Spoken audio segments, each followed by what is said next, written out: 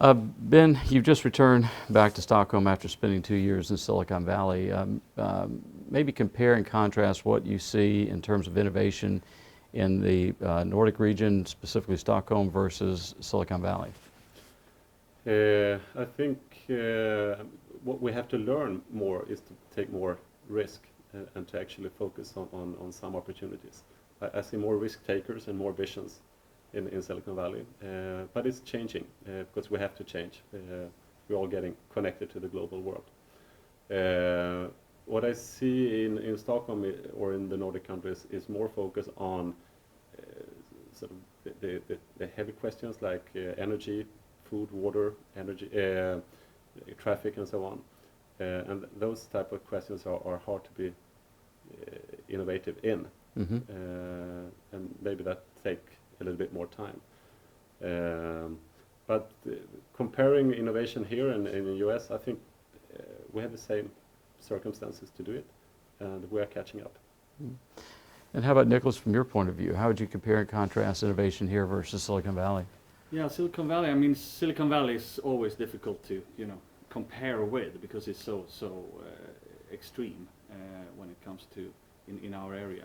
But if we look at what some of the Silicon Valley companies tell us when they come here and do acquisitions or do investments, is that it's one of the few places outside Silicon Valley where you find the full ecosystem and where you find serial entrepreneurs that actually are into their fourth or fifth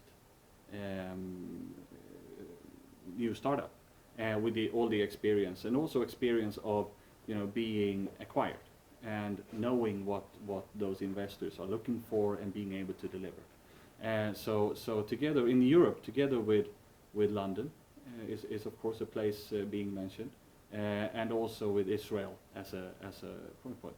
Everyone is actually pointing out, everyone we talk to is as Stockholm and Sweden is one of the places that they constantly monitor and try to become a part of this system of startups, so that they know what's coming out and to be able to act onto that. So and from your point of view, Torbjorn, what would you say makes Stockholm unique from an innovation standpoint versus Silicon Valley or other innovation centers around the world?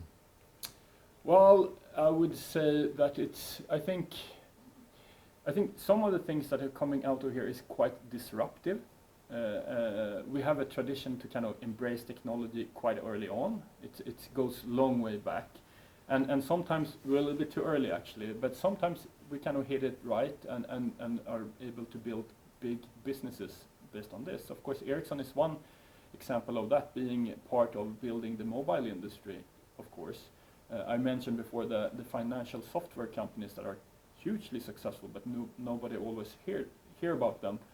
That's part of an industry transforming, going into electronic trading instead of more traditional ways of trading. Of course, we have the Spotify of the music industry. That was, a few years back, Sweden was on the worst place for the music industry, because of all the file sharing and stuff like that. But it's from this type of environment companies like Spotify emerges, and now, the music industry loves Sweden. It's probably the most developed and profitable place on the earth that for them, and that's because of course because of Spotify. So you tend to see these type of things quite early on, sometimes too early, and they fail. But disruptive technologies, I think that's something that comes out of this.